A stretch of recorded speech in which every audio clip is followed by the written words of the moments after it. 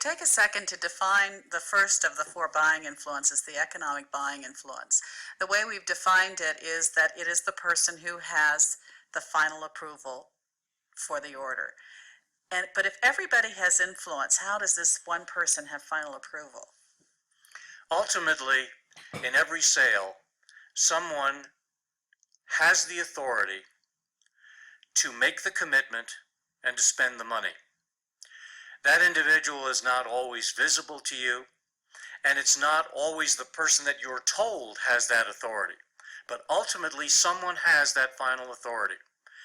And it's important to know who has it, not because necessarily your sale will fail if you don't address that person, but rather that your sale could fail if you didn't get to that individual and make sure that that base is covered.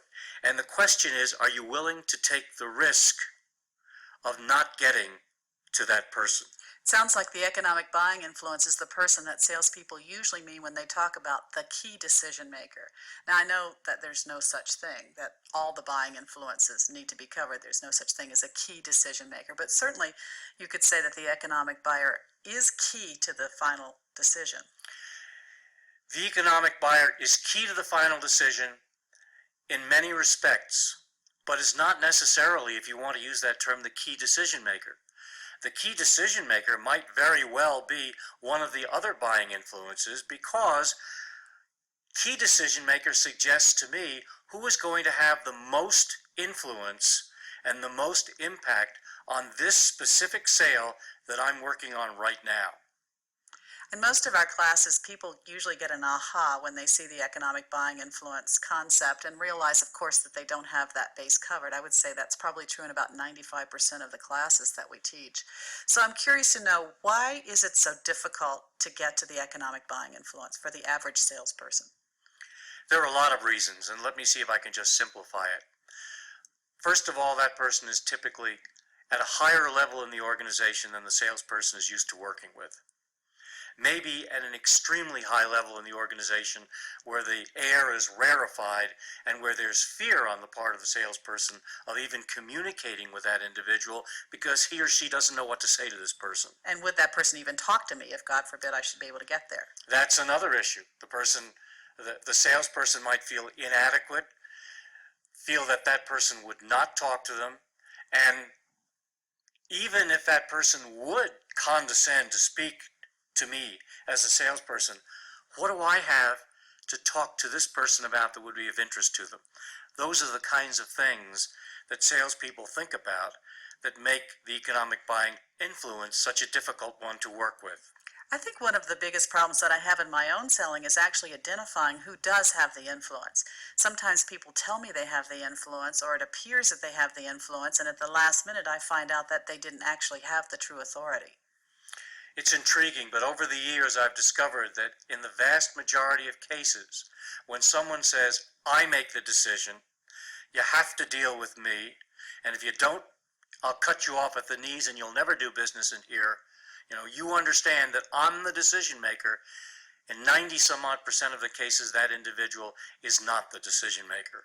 That's a person that is playing the role of one of the other buying influences, and that person is a little afraid and is defending his or her turf to make sure that they maintain control on the area that they feel they have responsibility for. So if I can just take a moment and frame the 3 reasons why it's difficult to get to the economic buying influence. Either they're blocked from getting to this person, they're uncomfortable, or they're having trouble identifying this decision maker.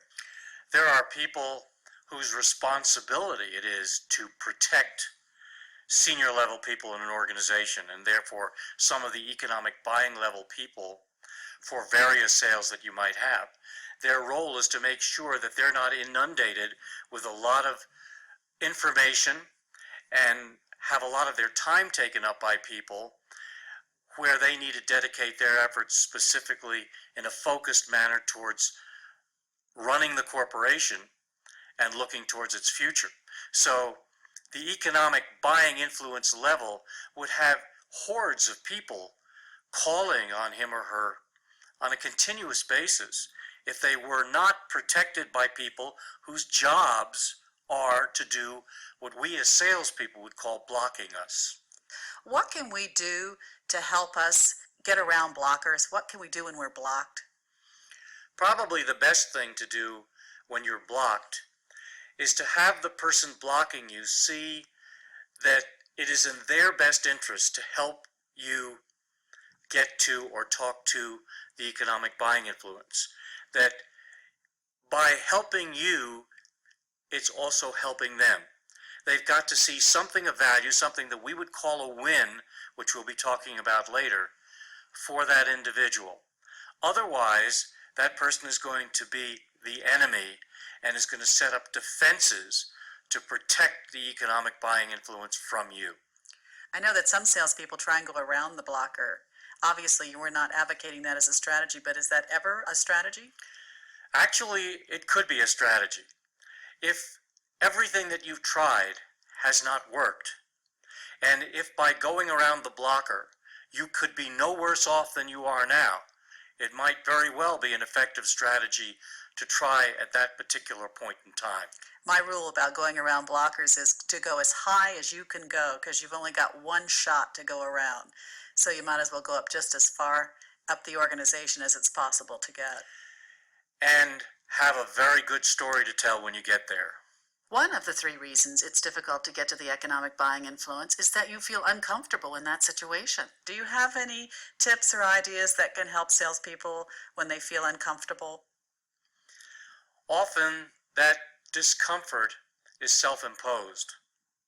I think if the salesperson steps back and recognizes how much knowledge he or she has about the product or service that they're selling, as well as the environment in which it's being sold, and all of the issues that relate to that environment, then that salesperson would recognize that they're knowledgeable about the business conditions that impact that economic buying influence, and that they do have something worthwhile to talk about. Not the product per se, but the impact on the business, the profits, the growth, or the organization that's important to that economic buying influence.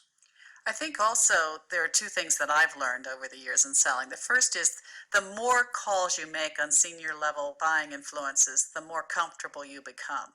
So practice does help. And the second thing is to take along someone who will have credibility. Some executive at a like level can often help you get over that discomfort. Yes, taking along someone of like rank who is already comfortable talking at that level can help you and help the situation.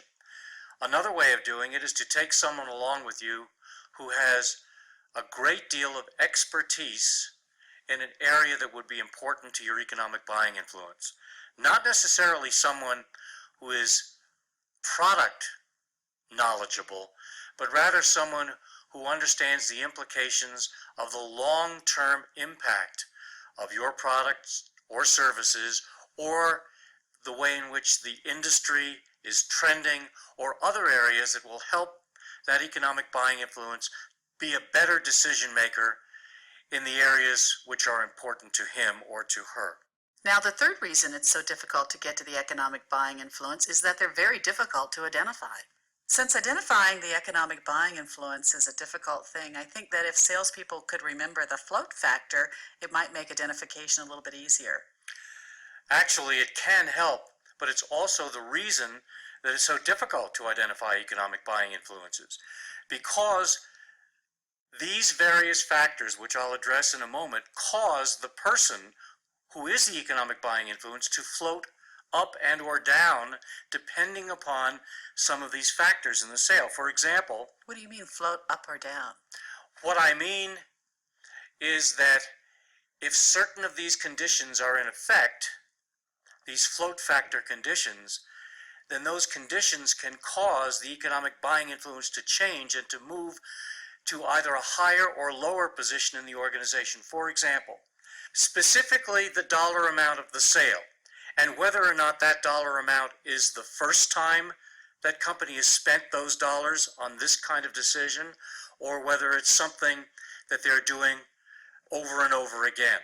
If it is a first-time decision, you can be certain that the economic buying influence level will float to a higher position in the organization. In other words, the person playing the economic buying influence role will be at a very senior level. If this is not the first time this amount of money has been spent on these kinds of products and services, that economic buying influence level may be lower in the organization. There are several other kinds of factors that can impact how the decision is made in a company, how far up the organization the decision will go. Actually, I had one little thing I wanted to talk about with the dollar amount of the sale. Here's the thing that I find people say to me all the time: the budget has been allocated, and it's my budget. But then I find out that the person who can't actually release the funds without somebody else, even though the budget has been enacted.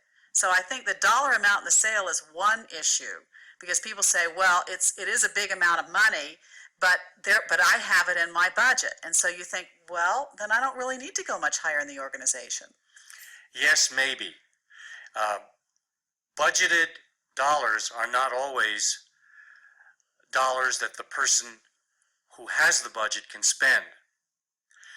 The person owning that particular budget may have a set of conditions imposed upon him or her by a higher level that will determine whether or not those dollars can be released at all, or can be released at this time as opposed to next quarter. That, I think, brings us to the second condition that we call float factor, called business conditions. What's going on in business now with this company may determine how well you're able to spend those funds in the first place, or even if you're able to spend them at all. Absolutely. At one particular point in history of an organization, the company may be extremely profitable. It may be growing rapidly in an expanding marketplace, and where funds flow rather freely, and decisions can be made at lower levels simply because those funds are available, and the spending of those funds don't impact profitability in a significant manner. At another time in the history or life cycle of this organization, things may be tough. The business cycle may be working against that organization. They may be going through downsizing. There can be all kinds of conditions which would impose restrictions that would cause the economic buying influence to have to be at a very high level to release funds. I think our listeners will relate to two other float factors: experience with your firm and experience with your product or service. It's been my sales experience that when a company has been well ingrained with my product or service, or has been buying from my company for a long time, that the economic buying decision level usually drops lower in the organization. I think that that's true. It's an ongoing sale. It's one that we have experience with. Whether a lot of dollars are involved or not, it's one we're comfortable with because we have made it repeatedly over the years.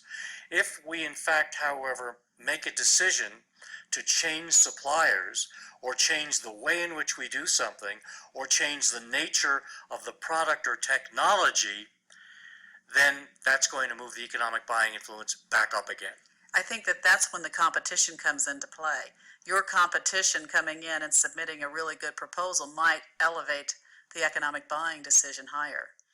Yes, and it's one of the reasons why you need to be positioned with people at multiple levels in the buying organization, so that should competition come in and create a new situation where the economic buying level moves up, you are already positioned with people at that new higher level.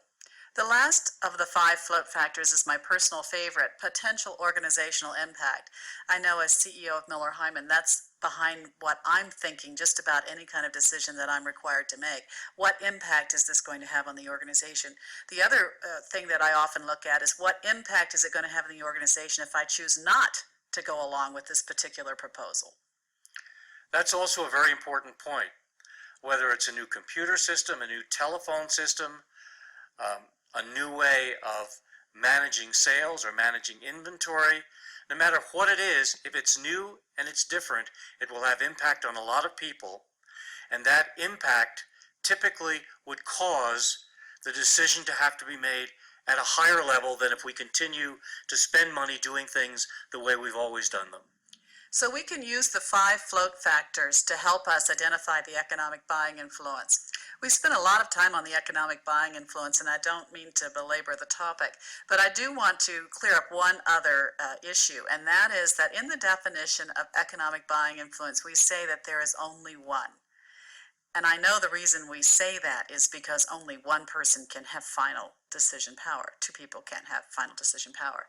However, our participants are always bringing up the one idea where it's a group, a series of people who operate together, a committee who've been charged to investigate this or that or what have you, or governmental agency. How do you feel about groups playing the role of economic buying influence? There are possible situations, although rare, where a group can be the economic buying influence. It would have to mean that this particular group is thinking and acting with a single mind and with a single voice. Otherwise, by calling a group the economic buying influence, all that you're doing is admitting that you don't know who has the most influence within that group, who has the most authority within that group, and exactly how that decision will be made. So be careful that you don't call a group the economic buying influence and use that as a cop-out for not really having identified how the decision process works in the organization. I think when there's a group from a participant in a class, I always ask them to red flag it, because sometimes I think you can fool yourself into thinking that the group is the economic buyer instead of having to report to someone else who really does play that role, or even that one of the people on the group might have more impact than the others on the decision. What I like to say is, among this group of equals, there's probably someone who's just a little more equal than everybody else. So far, Steve and I have discussed the role of economic buying influence, the person who gives the final authority to buy. We discussed the fact that there are 3 main reasons why salespeople have a very difficult time getting to this buying influence. Either they're blocked from getting to this person, they're uncomfortable, or they're having trouble identifying this decision maker. We finished by talking about the economic buying influence possibly being a group of people, and that we believe there is usually one person in the group who has more influence over the sale than others. Next, we'll talk about the other buying influence roles: the user buying influence, the technical buying influence, and the coach. We'll also discuss degree of influence and red flags. Well, I think we've covered the economic buying influence. Let's take a few minutes and talk about the other roles. The first role is the user buying influence. What is the role of the user buying influence? User buying influences are individuals who are going to use or supervise the use of the product or service that you're attempting to sell.